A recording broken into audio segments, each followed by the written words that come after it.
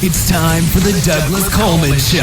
Mr. Smooth and Savvy is joined by guests from all walks of life, from the entertainment industry to authors to political and social commentators, the famous and not so famous, the controversial and the light and fluffy. We have it all. Now, here's Douglas Coleman.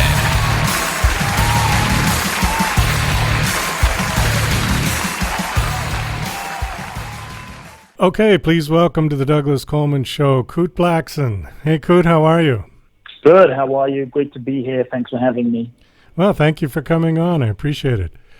So it looks like you are a transformational teacher, speaker, and you've got a new book out called The Magic of Surrender. I see two words in here, two phrases, two words that I want to get onto right away. One says letting go, and the other one is the title, really, The Magic of Surrender.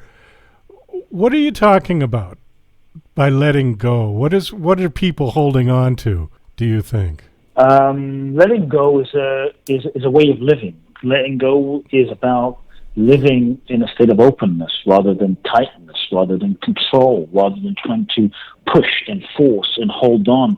In so many ways, we hold on to who we think we are, we hold on to relationships, we hold on to what's not working, we hold on to stories and belief systems, we hold on to friends and people, we hold on to jobs that, don't make us happy because it's safe, because it's familiar, because it's comfortable, because it reinforces our sense of identity, it's the known. And so I think that in doing so, we end up limiting ourselves and limiting our lives and keeping ourselves stuck.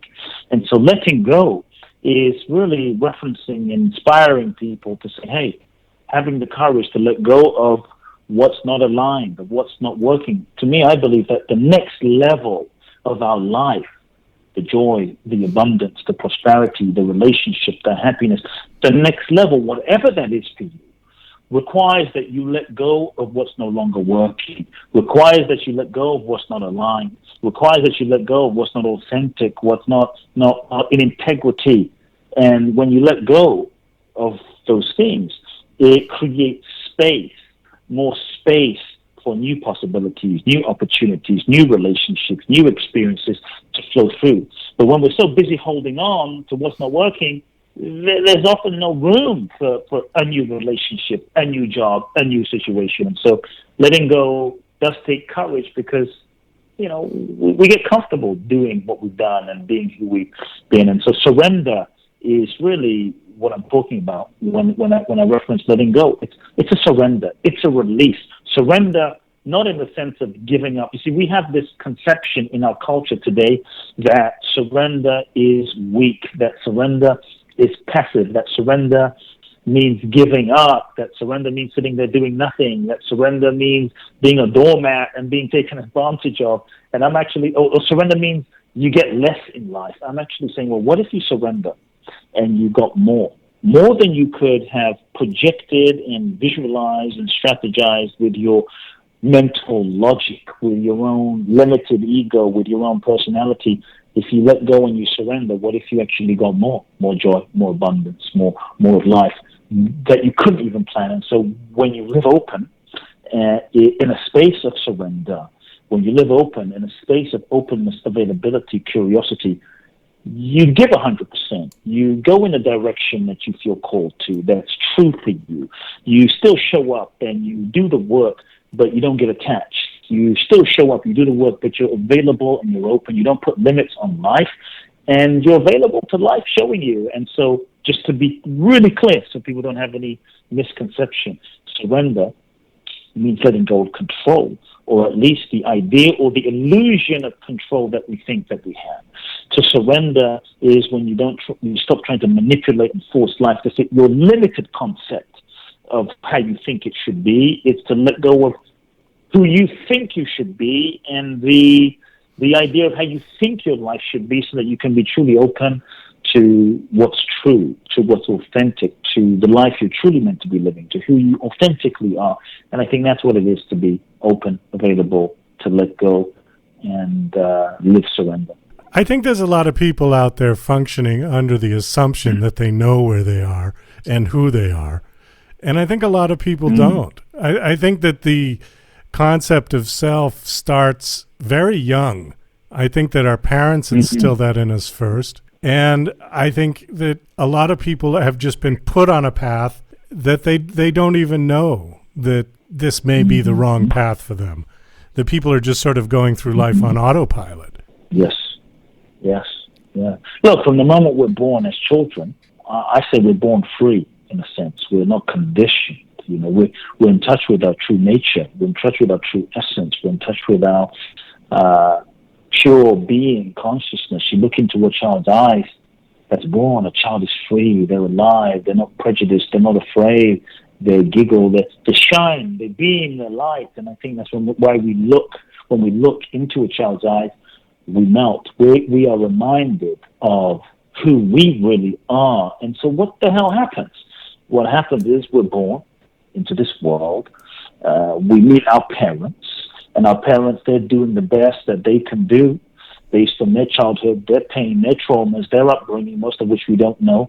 And now they've come together. So we're born into this environment with our parents and a framework where many of us were born into alcoholism, or one parent has a mental illness, or they're fighting, or they're divorcing, or we didn't feel safe, or they just didn't know how to meet our emotional needs. And so there's some framework or paradigm of disconnect. And as a result, we begin to learn two things. We begin to learn unconsciously how to shut down disconnect and not feel, because it was too painful to feel dad screaming at mom and my needs not being met. So we shut down, disconnect, not feel.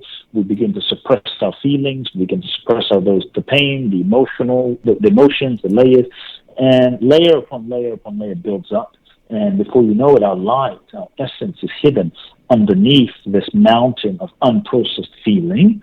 And then we kind of go into the world and we start developing the sense of who do I need to be in order to fit in? Who do I need to be in order to get love and validation and approval? And we start contorting ourselves into a certain shape. Maybe I should be nice. Maybe I should be sweet. Maybe I should say yes. Maybe I should fill in the blank. And so we become a version of ourselves that's not really ourselves. We become a conditioned version of ourselves, but we think, and we hold tightly onto that because it helps us avoid pain and get certain needs met, and we think that's who we are. But I think we have to start asking the question, is who I am who I really am? Or is it simply who I've been conditioned to be? Okay, well, it's a very daunting task to sort of unravel somebody's persona that they've sort of created and, like you said, contorted for their whole life. I mean, where does one start with this? Yeah, I think it can be daunting. And I think it's important to acknowledge that, yeah, it's daunting and it's okay. And it takes a lot of courage.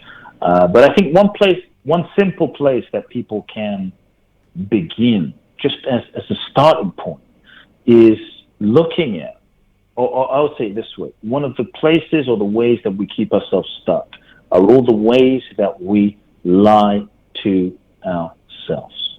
And so where people can start is the willingness to look at the lies that you tell yourself, to look at the lies that you tell yourself intentionally or even unconsciously. As human beings, in so many ways, we're lying to ourselves about who we are because we're afraid of, if I dare to be myself, then I won't get love. We're afraid to tell ourselves the truth about what we really feel because we're afraid of the consequences. We stay in relationships that we know aren't true or authentic because we've invested so much, because we don't want to hurt what will people think, and we remain miserable. We stay in work jobs and vocations that perhaps we betray our truth, and we know that's not the reason for why we were born. And so I think where we can start is the willingness to tell ourselves, to feel the truth, to acknowledge the truth, to tell ourselves the truth, to live the truth, to speak the truth. And so 3 questions as a starting place. Simple place to start, the 3 questions. Number 1, what lies am I telling myself? Really have the courage to have the self-inquiry. What lies am I telling myself? We know deep down. What lies am I telling myself? I'm in a relationship that I'm not in love. I'm working a job that I hate. If I keep doing what I'm doing with my health, This addiction is going to kill me. Like, what are the lies I'm telling myself? And start being honest about that. I always tell people, take the pressure off of having to take action on doing anything. Because sometimes the pressure of having to take action on the lies freaks us out and stops us from telling ourselves the truth. And so when you take the pressure off, like you don't have to do anything, then it frees you up to acknowledge the truth.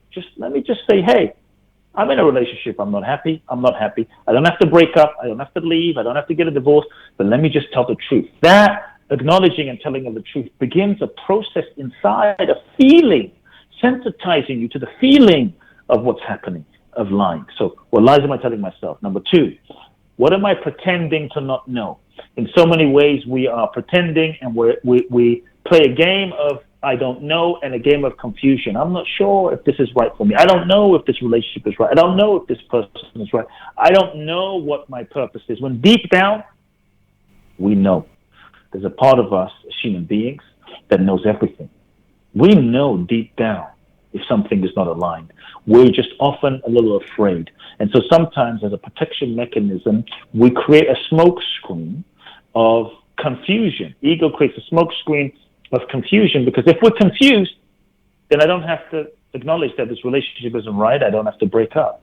If I'm confused about my purpose, then I don't have to actually take action and take the risk and put myself out there in the world and risk failure. I can always live in the future fantasy, a possibility of hope, rather than taking action.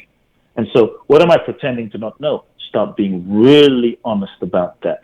Thirdly, sit with, what are the lies that I'm telling myself costing me? What I'm saying in number 3 is feel the pain. Be willing to feel the pain. If you don't feel the pain and the cost, you often won't do anything to shift it and change it. Pain. What happens when we feel pain as human beings? We tend to deny it. We tend to resist it. We tend to make excuses for it. We tend to sex it away, drink it away, smoke it away, drug it away, social media it away, everything in order to not feel the pain, which just allows us to perpetuate living the lie, perpetuate living who we're not and what's not true. And so realize that pain, if you can realize pain is your friend. Pain is feedback. Pain is a blessing. Pain is a gift. If you're willing to take the feedback and listen, if you're willing to take the feedback and course correct, pain is just a signal that some part of you is not in alignment. Pain is a signal that some part of you is not living truth. It's not bad. It's a sign that you're healthy, because you're feeling the pain, because it's not meant to feel good and okay if you're living a lie. It's meant to be painful. But we have to learn to understand the teaching and the feedback of the pain.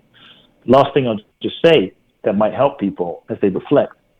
Sometimes people ask me, well, how would I know if I'm lying to myself? If I'm lying to myself, how would I know? And what I'll just tell people that might help them bust themselves is this.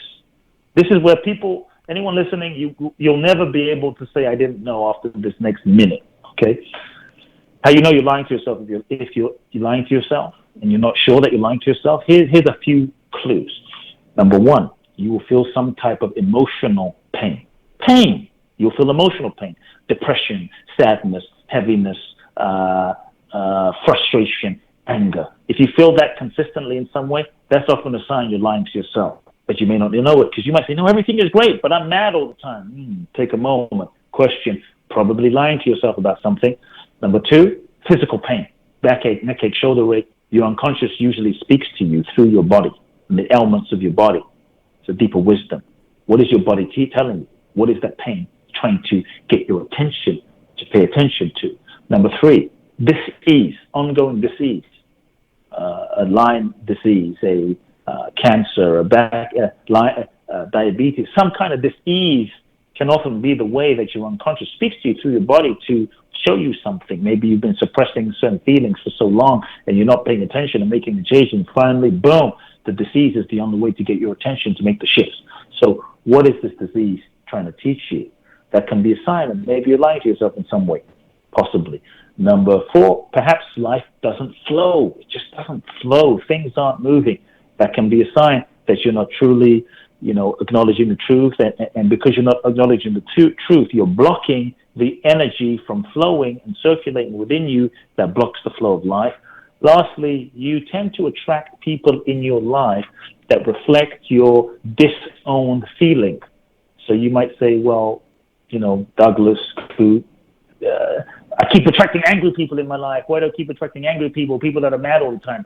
But I'm fine. I'm not lying to myself. I'm fine. But I keep attracting angry people, and that might be a sign that maybe there's a part of you that's angry about something you're not owning, that you're not truly acknowledging, that you will tend to attract people in your life that reflect to you your disowned truth.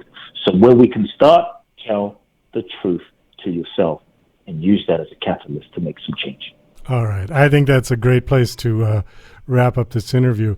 Do you have a website that you want to give out for your book or a personal one?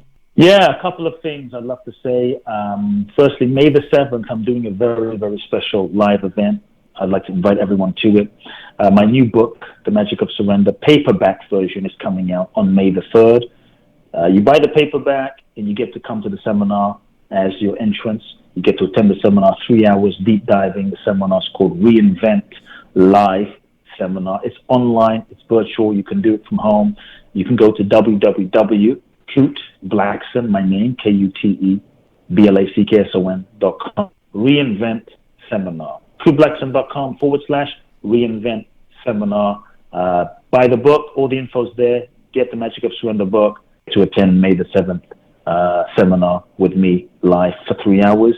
My website is KuteBlackson.com. My Instagram, Kute Blackson. My podcast, join me, Soul Talk, iTunes, Spotify, and everywhere else. Okay, great. Is there a particular time for this online event on May 7th? Yeah, the seminar will be from around 9 till about 12, about 3 hours. Okay, Pacific time. Okay, great. Well, thanks so much for coming on the show and sharing your fascinating story. And please check out the book, The Magic of Surrender by Kute Blackson. Thanks, Kute. Thanks for coming on. Thanks for taking the time. Thanks so much.